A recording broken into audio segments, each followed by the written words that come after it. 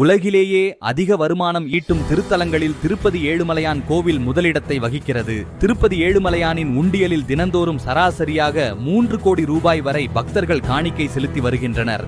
திருப்பதி வெங்கடாசலபதி கோவில் 12 ஆழ்வார்களும் பாடல் பாடிய திருத்தலமாக விளங்குகிறது. ஏழுமலைகளுக்கும் அதிபதி என்பதால் ஏழுமலையான் என்று பக்தர்களால் அழைக்கப்படுகிறார். திருமலை 3000 அடி உயரத்தில் உள்ள குளிர் பிரதேசமாக இருந்தாலும் ஏழுமலையான் சிலையின் வெப்பம் மட்டும் 110 டிகிரி பாரன்ஹீட்டுக்கு குறைவதே கிடையாது.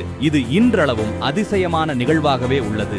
ஏழுமலையான் கோவிலில் சொர்க்கவாசல் திறப்பு வைபவம் கிடையாது, கொண்டாட்டம் மட்டும் உண்டு. உலகிலேயே அரிதான ஒற்றைக்கண் நீளம் என்று அறிய ரத்தினக்கல் ஏழுமலையான் கோவிலில் உள்ளது. இதன் தற்போதைய மதிப்பு 100 கோடி ரூபாய் ஆகும்.